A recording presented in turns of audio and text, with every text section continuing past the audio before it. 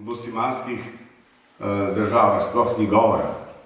V kakšni muslimanski državi lahko geji zgubijo glavo, prav dobesedno.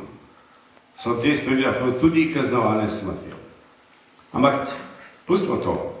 Te tri države, odkud dobivajo otroke za posvojitev, so že dale vedeti, da če bo v Sloveniji taka zakonodaja sprejeta, da znajo prekiniti pogodbo, ki jo imajo sklenjeno z našo državo, da lahko naši neplodni starši dobijo otroke v posvojitev iz teh držav.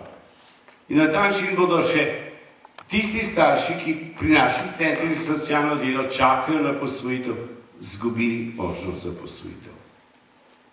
Zaradi te male skupinice, ki ima tak vpliv. O tem, kaj so geji, manjšina ali večina, bosta kolega govorila. Vete, pustimo to. To je neverjeten pritisk, neverjeten vpliv, ki ga imajo povsod. V politiki, v medijah, na televiziji, pa so pravzaprav manjšina. In oni pravijo, da to smo v tej kampanji tudi dostikrat slišali, da večina ne sme diktirati manjšini. Ampak zdaj nam naše obnašanje, naše vedenje, celo našo zakonodajo hoče diktirati manjšina. Ampak govori o demokraciji. To bosta kolega več povedala kot pa jaz. Rad bi omenil še šolstvo. Zakonik 2012, družinski zakonik, smo vrgli na referendumu. Bravo. Ampak ta referendum je drugačen, je težji.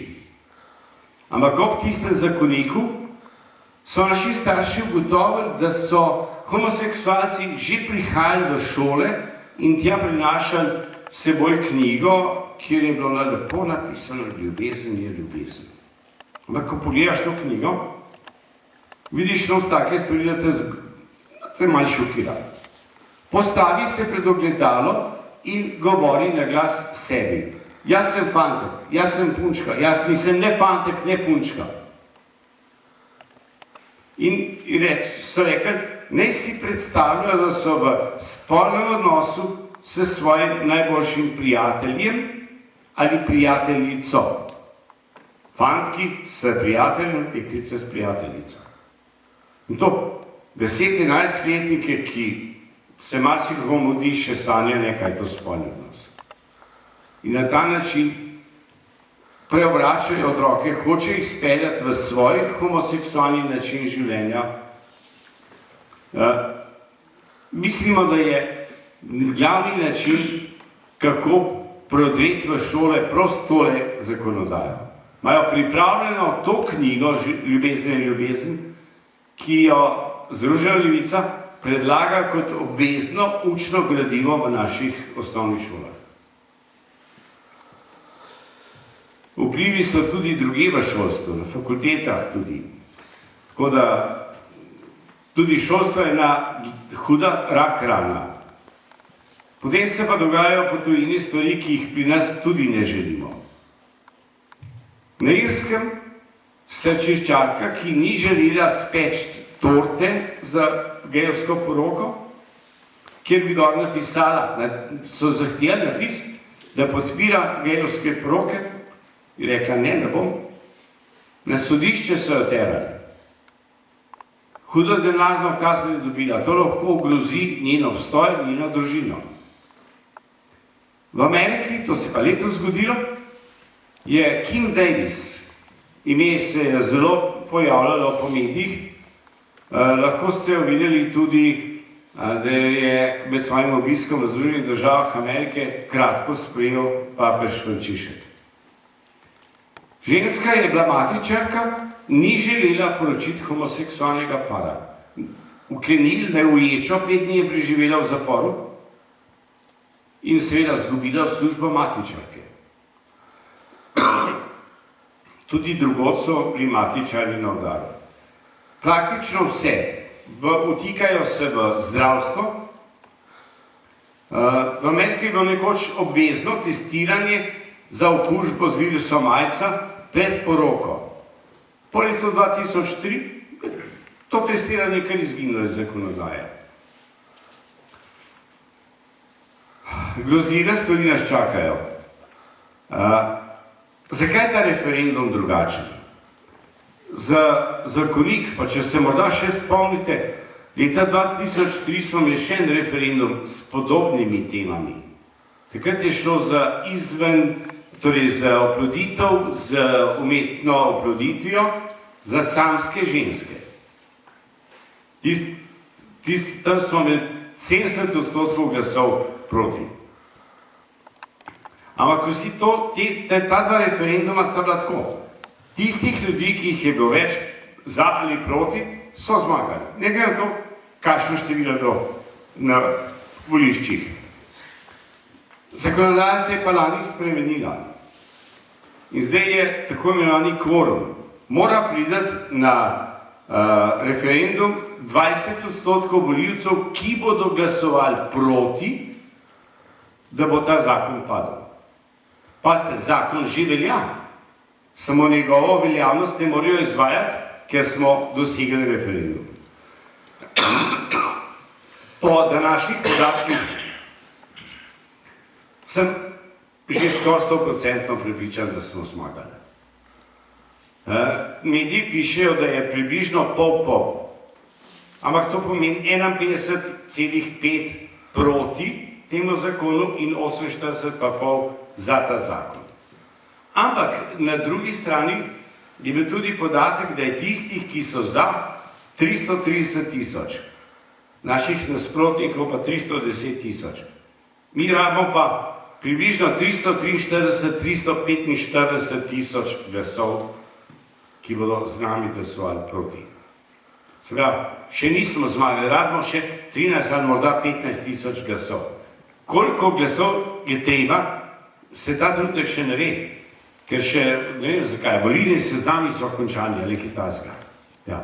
In ko bo znano, koliko ljudi je imelo tisti dan volilno pravico, 20% od teh je potrebnih. Jaz v teh stvarih nisem tako doma kot kolega, ki sta v zakonodaji, imata te v mezincu noter. Zato imamo še vedno čas. Še vedno lahko nekemu sosedu, ki pravi, to me ne briga, to ni naša stvar. Zdaj, po maši sem slišal, da mamica z 2 mehkima otrokoma, pravnica, pravi, da ne šla na referendum. Da ona te stvari študirala in da to ni stvar referenduma. Ampak taki gospe bi jaz rekel, a želiš, da ti bodo jutri tvoje 2 otroka oblačili v nasprotni spol, da jih bodo učili, da so fantki, če so punčke, da jih bodo učili homoseksualnosti, da jih bodo navajali na svoj način. Mi se ne borimo zase, mi se borimo za naše otroke, za naše vnuke, za naše družine. Geji tudi razlagajo, da se borijo za otroke. Ja. Samo, za kje otroke? Tiste, ki bi jih oni radi dobili v svoje družine. In pravijo, da je že toliko in toliko družin gejevskih, ki imajo otroke. Kje so jih pa dobili? Pripeljali iz tujine, ker pri nas tega do zdaj ni smelo biti. 21 je otrok danes v Sloveniji v gejevskih družinah. Oni pa govorijo, da je to neka množica. Ja. 2 homoseksualca v milijon letih ne bosta spočela in rodila enega otroka. 2 homoseksualki, 2 lezbijki malo lažje, ampak ne po naravni poti in ne sami 2, vedno s pomočjo tretje osebe.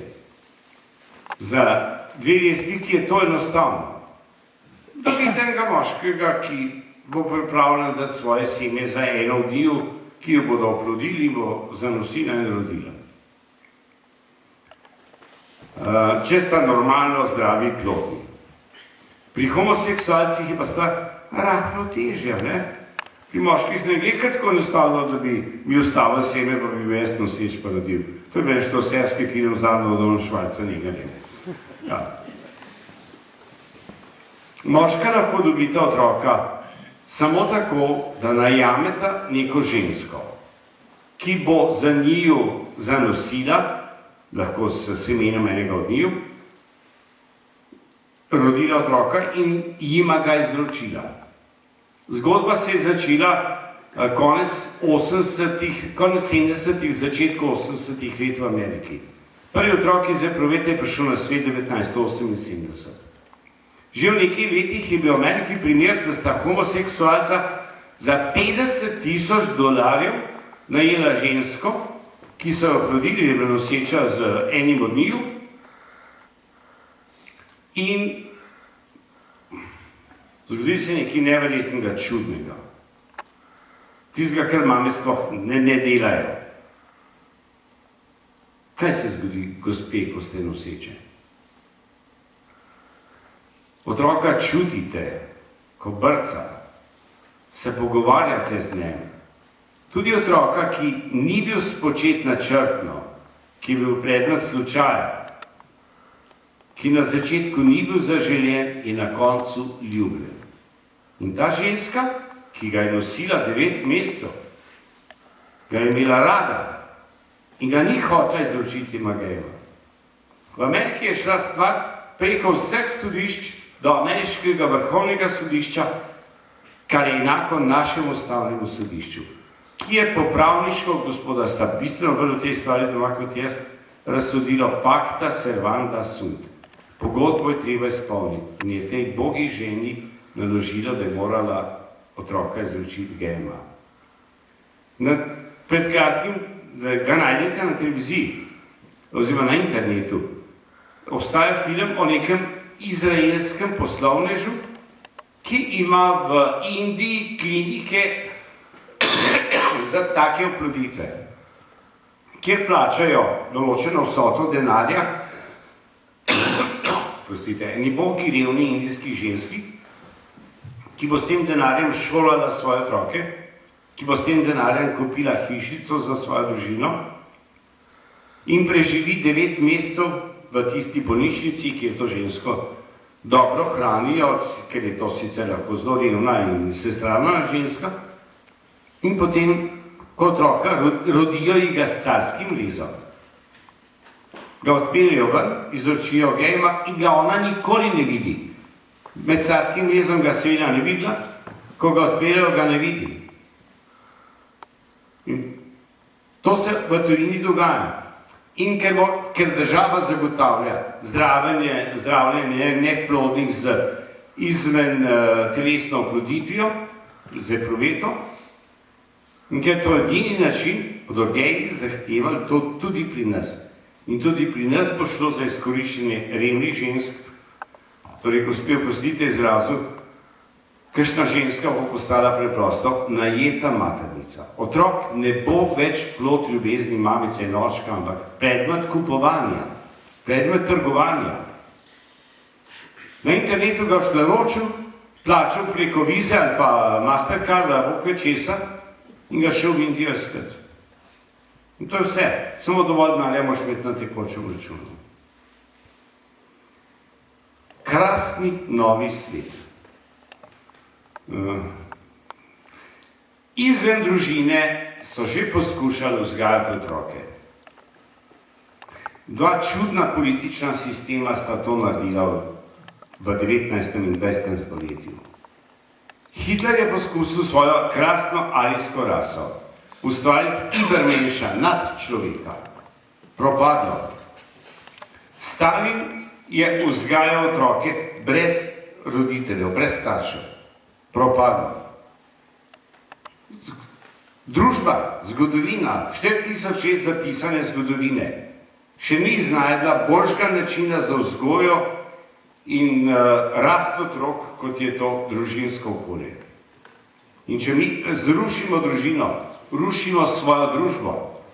Namesto, da bi se mi ukvarjali z problemi, katerih je v Sloveniji dosti in je gospoda bolj poznal, tako kot jaz, se ukvarjamo s tem malim odstotkom ljudi, ki diktirajo življenje v Sloveniji v tem trenutku.